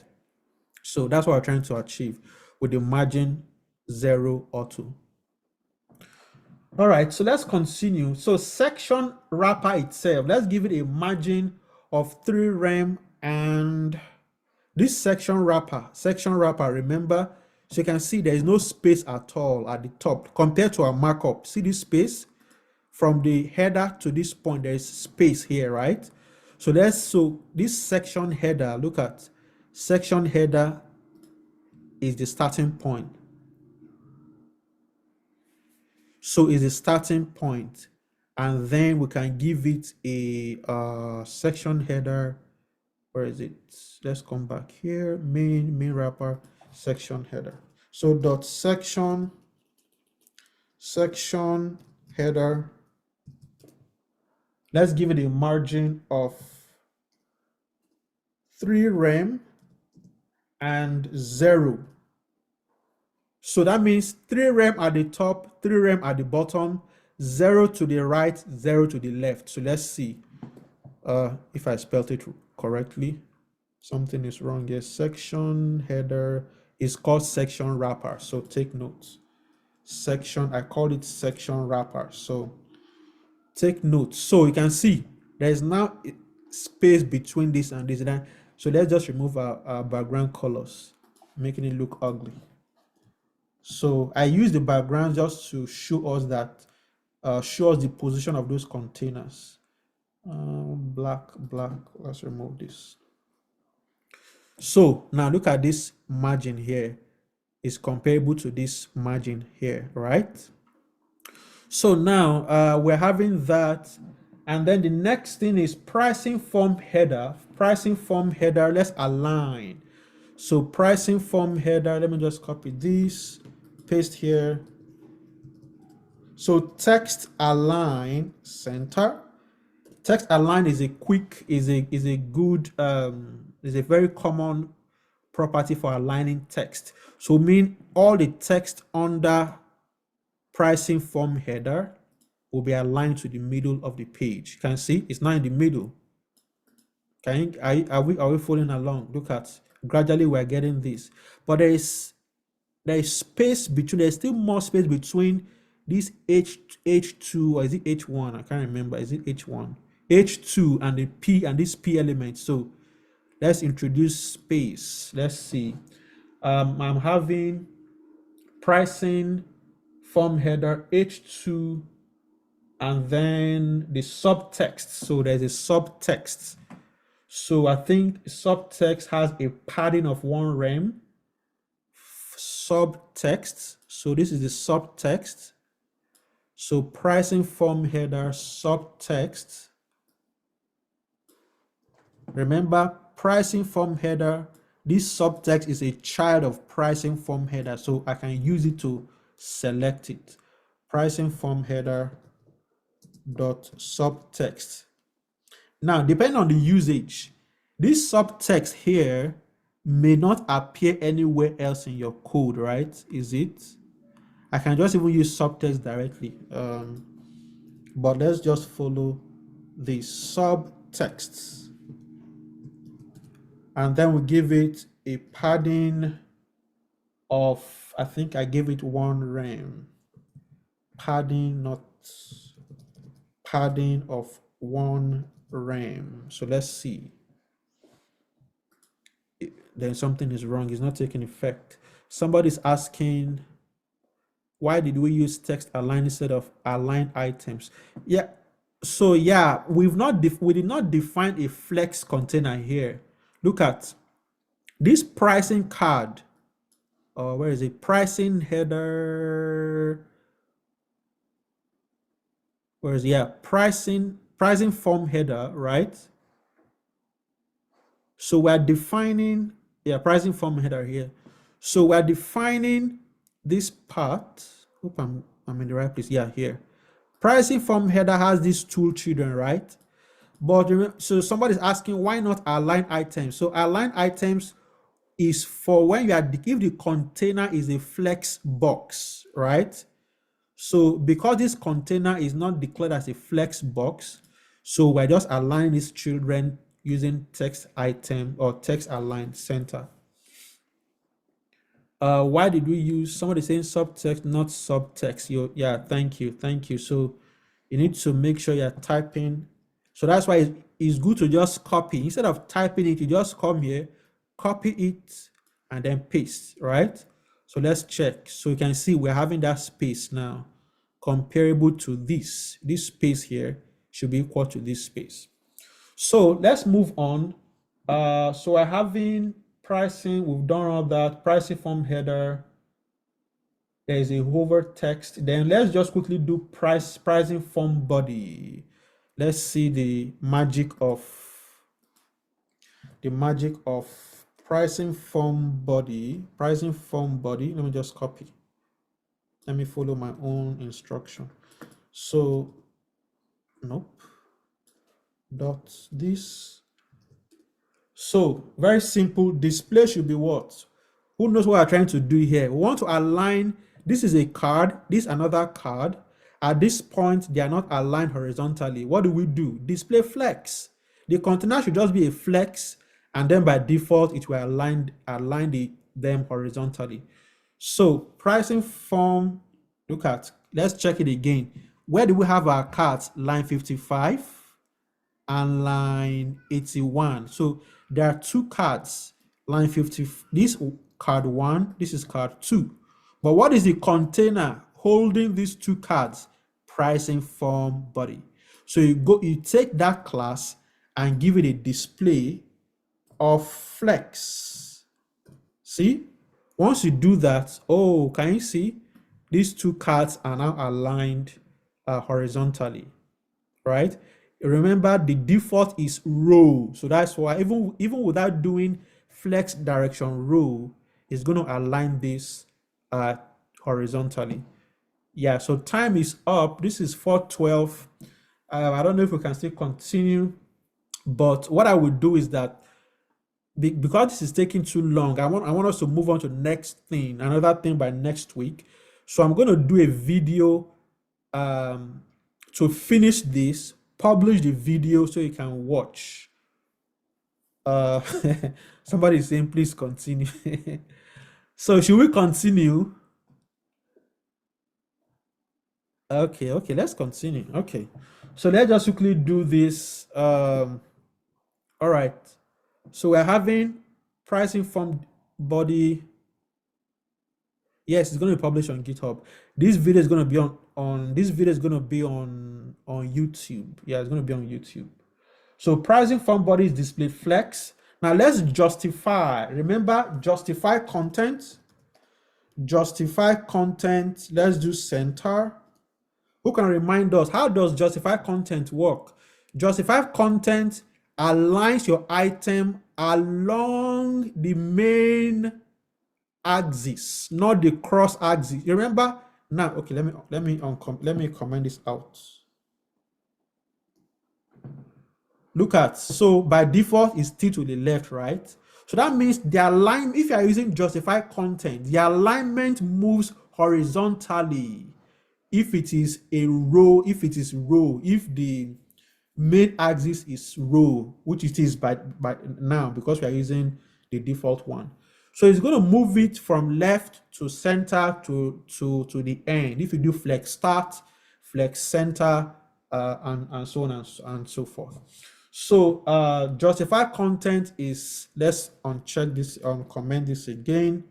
So you can see this is at the middle. And then let's do align items. Let's do align items. Let's align them vertically as well. Align items, center.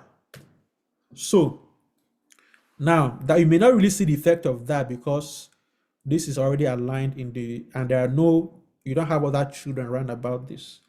So then margin top, there's space between, look at, There's this space here, this white space here between this and these cards. Let's give it a margin top of 3 rem. Can you see that is the space? That is the space of 3 rem, right? So that is the, so we've been working on that as pricing form body. So let's do pricing form or pricing card itself. So the pricing card, we've not designed pricing card. Do we have it? Nope, I don't think so. Main section, pricing card. So now pricing card, again, copy. Pricing card dot pricing card. So let's give it a width of 25 rem. Can you see? We give it a width of 25 rem. Look at, that's the width. Add a background just to see what we've done. Background color of red or purple.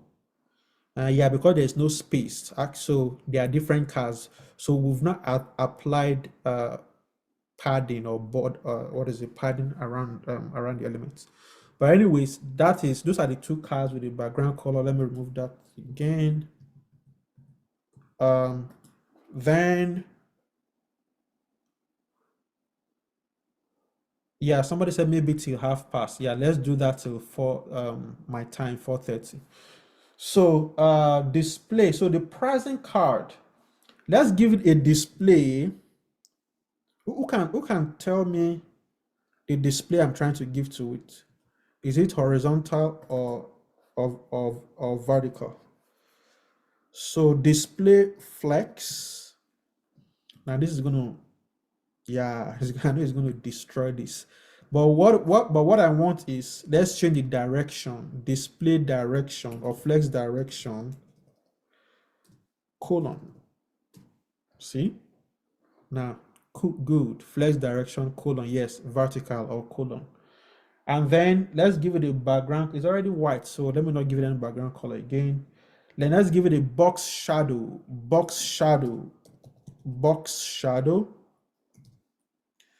So box shadow, I'm having 0. Now all these things, you play around with them, right? Again, you go to the reference documentation, play around with, see, let's do CSS box shadow, MDN. Let's do MDN box shadow. So you just play around with this. You can see this box shadow has 1, 2, 3, 4. You see the way it's aligned. Look at this shadow is towards the bottom right. If you start reducing this, let's make this 1. You can see the effects. Let's make this 0. See the effects. Let's make this 50. Oh, see the effects. Let's make this minus 20. See the effect. So you just play around with all these things. These are different examples, right? Different examples, and then you arrive at what you want. So, but because I've already done this, this is what I have here. So I'm having a box shadow of, let me paste this here. Let me increase this since we are mainly focusing on the CSS. So 0.25 rem, 1 rem, and then this particular color. So let's go back to our document. Yep, so that is the box shadow that we've applied. You can see there's now shadow around the box. But then let's make it padding. Let's give it a padding. Let's give the cards padding. A padding of 2 rem and 1.5 rem. 2 rem, 1.5 rem.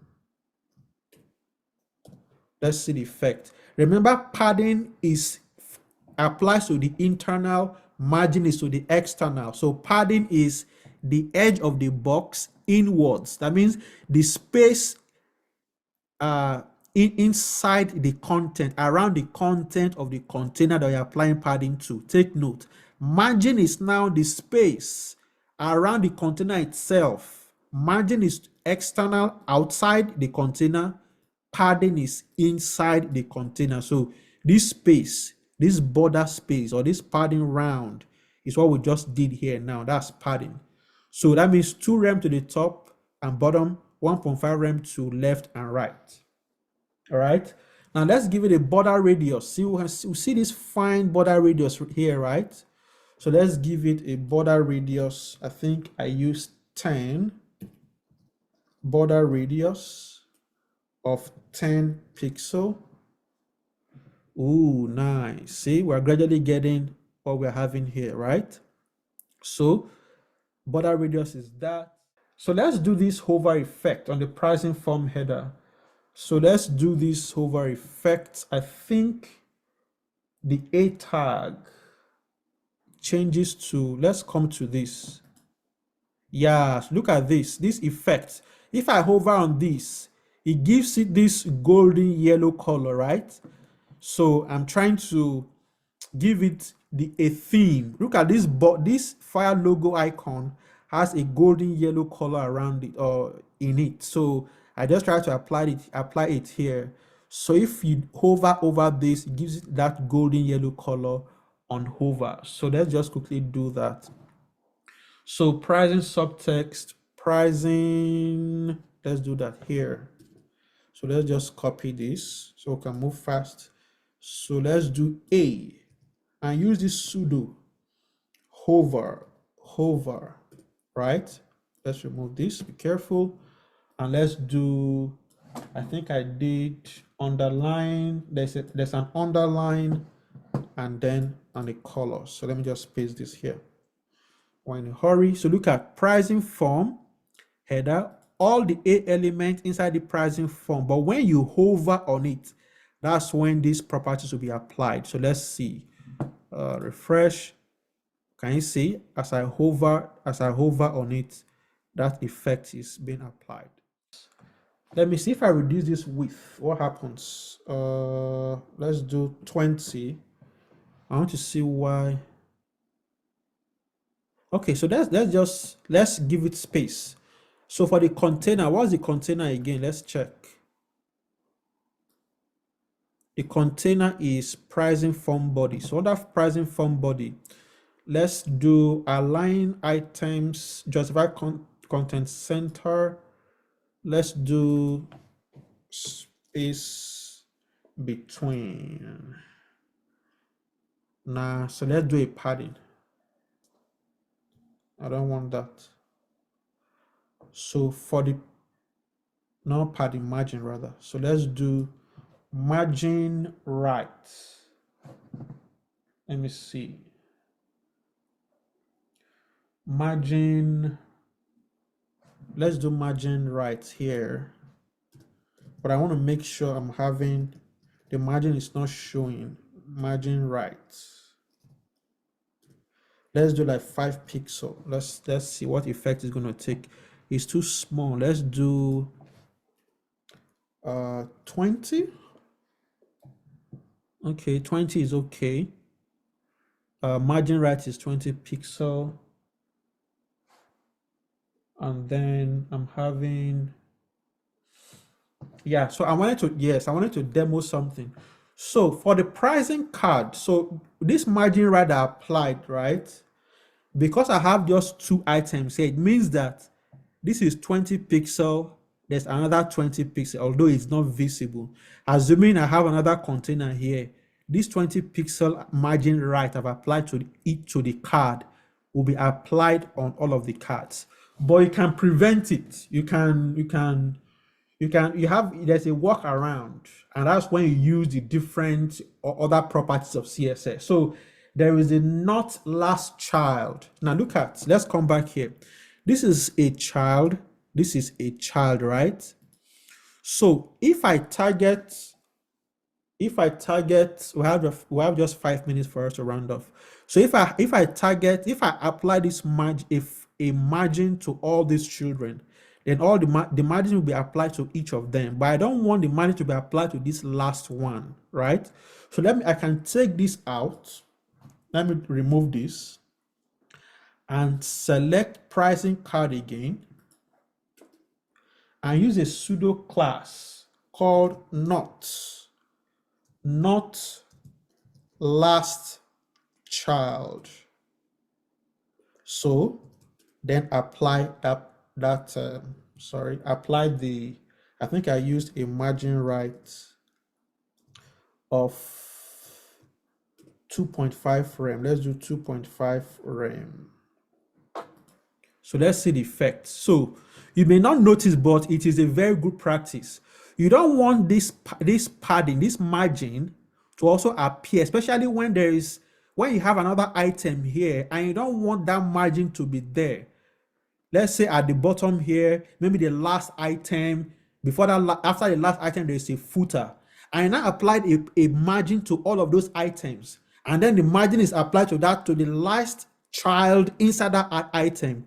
Then it will still push the footer of your website downwards. So to prevent that, you use this pseudo classes in CSS. That means I'm targeting up pricing card, not last child. That means all the children of pricing tag should have a particular not the last child of all the children should not have this one, but all other ones should have this margin. See, not last child, which means this will have it. In fact, let's duplicate this. Let's copy this and let's have another child here. See what I'm saying? Let's check. You can see that's saying without even doing anything by default, 2.5 rem, 2.5 rem, 0 here. This is the last child of the container that contains these 3 items. So this is now the last child. So you don't have to do it programmatically. Automatically, CSS will assign, we pick the last child and make sure that it does not have a margin right of 2.5 rem, right? So yeah, somebody said you can also use gap. So yes, I'm just trying to give you different properties. So you can use gap between the 2 cards as well. We talked about CSS gap the other time. Remember, this is the container. Pricing form body is the flex container. So if you do gap, let's do gap 2.5 rem, right? Let me comment out this. We should still have the same effects. So different ways, you can see different ways of doing the same thing. But because you apply the gap, it means that if other children are coming in, then that same gap will be applied across. So those are 2 ways or different ways of doing the same thing. So either using this gap here or using this pseudocode property. I'm introducing the pseudocode property because it's something that you should learn. What if this is not a flex container? We're using gap here because this is a flex container. So if the container is not a flex container, then gap will not work. Gap will not work. Then you have to use a pseudo class like this, right? So 1 minute to go. Let's quickly style. What can we do? What style can we do now? Let's quickly style this button. So price button. Let me just copy my code and paste it here so that we can just go over it. So price button. So so for the button class, I'm giving it a width. For the buy button rather, the width is 100%, meaning that it's going to span. You can see it's going to span from here to here. That's why it is centered in the middle. You can see font weight is 600. Font size is 1 rem. Background color is well, let me remove. Okay, so I talked about how to use the variable function to reference colors, right? The last time I actually use it in my own, but since we don't have it here, let me just quickly demo it. Let me just paste. So you can extract out all your colors. You want to have something clean and put it inside your root, this colon root tag. Define variables here. Put all your colors. So inside your CSS or anywhere, you can now be referencing these variables so that you can use, where is that function again? VAR, see VAR inside of it, call any of these variables that you've declared at this point. It will be applied to you. So the reason why this is good is that imagine you have this yellow color at 500 points in your code, in your CSS, and your client says, oh no, this yellow color is not it doesn't really this is not our brand color, let's change it. And now you've used this method. See the way we've had coded our colors here: white, this one, black. That means you have to do all that 500 times inside your CSS code.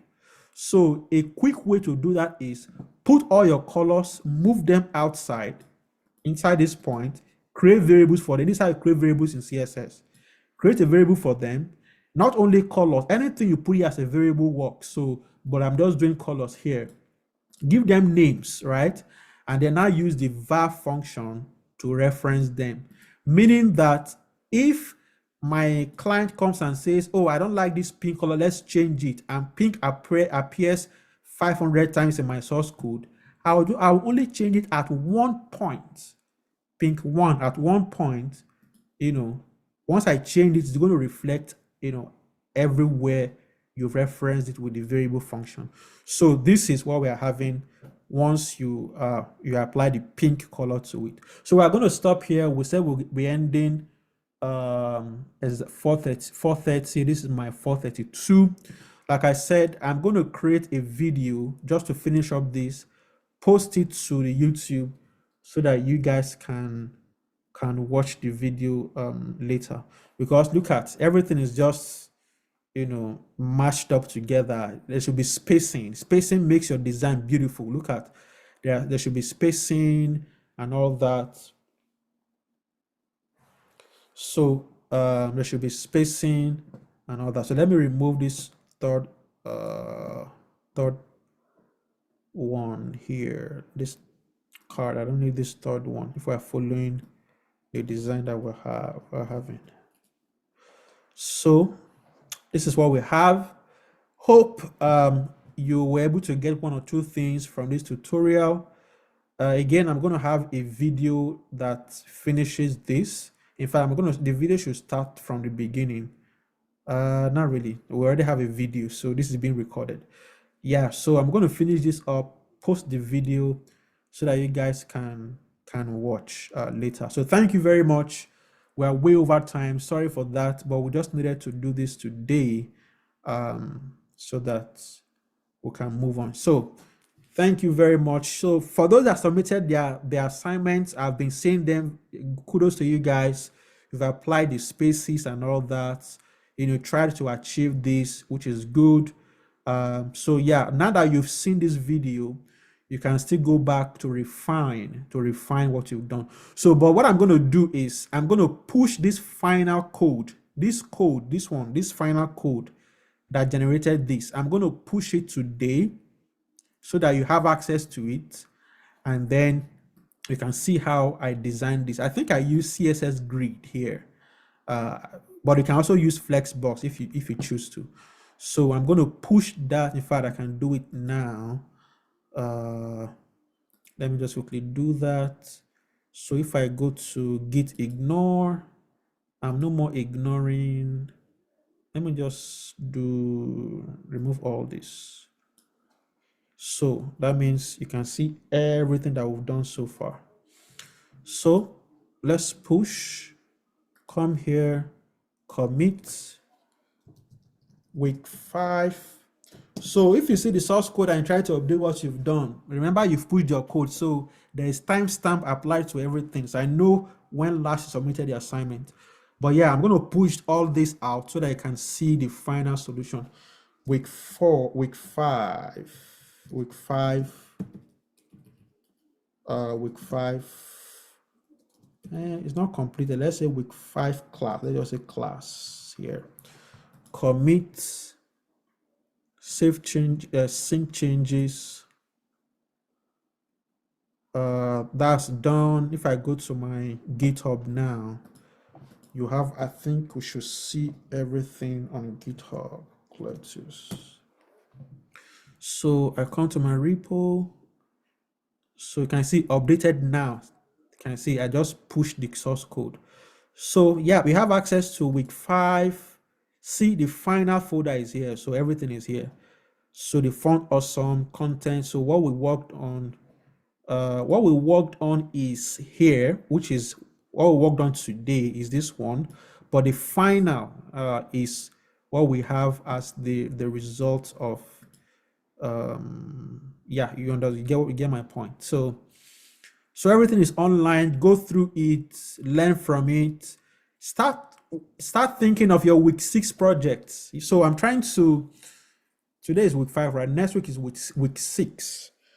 I don't know if I should give you guys a general project or individual projects. But let's see how it goes. But I'm trying to come up with a Figma design. So we are going more professional now. There should be a Figma design, a UI UX that we can use, as professionals, because we are, whether I like it or not, we are no more a beginner. This is week 5. You are now professionals. You are now developers. So I'm going to look for a Figma design for the midterm project, which I'm going to give out for week 6. So your midterm project is going to be a complete Figma design, what happens in the industry, how people design and all that. I'm going to make that available to you so that you have something to work with.